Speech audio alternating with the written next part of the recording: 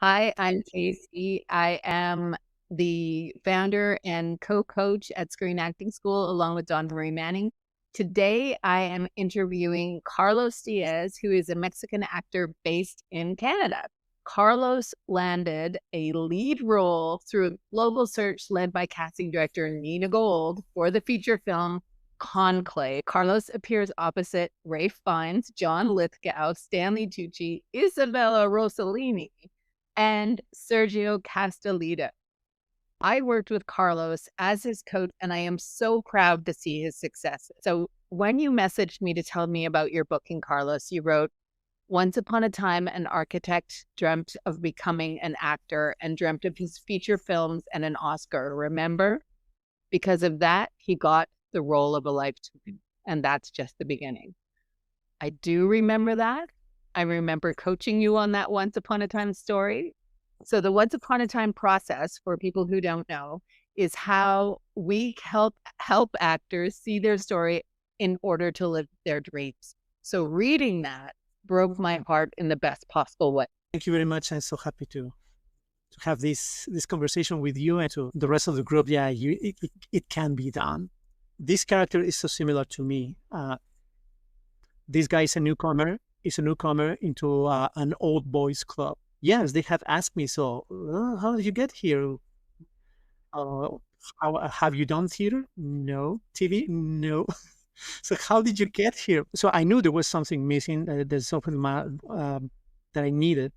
So, when I saw your workshops, and you talked about the once upon a time strategy to address your goals and your plan, to have a plan, just like every character has an arc in the story, make your own story, right?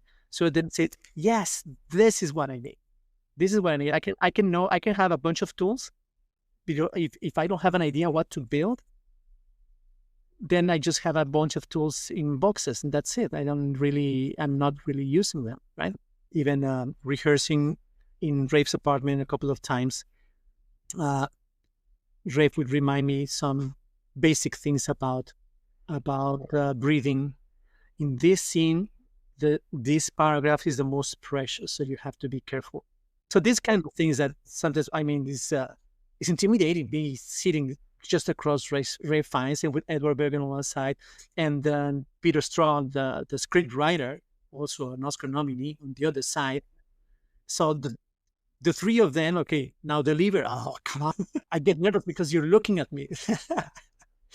And so imagine, but one of the things I found also interesting is that all of us, we were nervous. John Lithgow and Isabella Rossellini, we were all intimidated about delivering our lines. Or John Lithgow, he had a big scenes also, a big argument in the middle of 150 people. I had to deliver a speech in front of 150 people. He had an argument with very heartfelt and very emotional in front of those 150 people in a different scene, and so on. So each of us had their own intense moment, right? And talking to them, I was surprised that they say, well, I'm scared. Like, really? You've been in this for 40 years, like still? So John Lithgow gave me a very good piece of advice. He said, stage fright is always there. It never goes away. Yeah. Only you learn how to manage it better. Yeah, it's been great. Everybody has been very, very generous with me, very patient.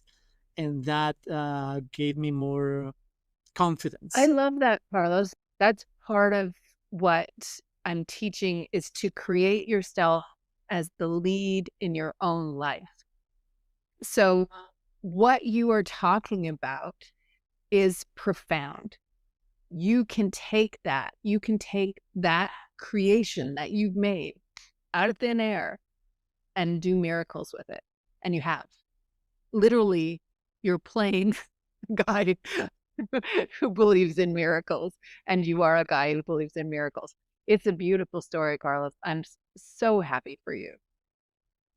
Thank you, which can be scary too. And I made up my mind. It's like, I'm with all of them are Oscar winners and Oscar nominees. I have to be Oscar worthy to be acting with them, or it's going to be a disappointment for everyone. That's what you do.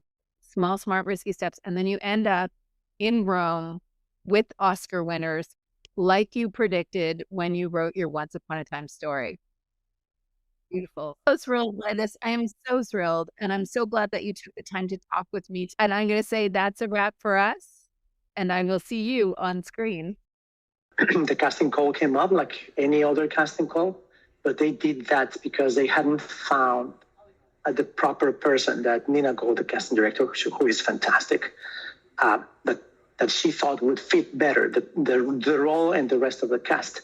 So I think it was the third round of casting when they found me, and it was like an open casting. The original was in the Philippines because the character is Filipino originally. Yes.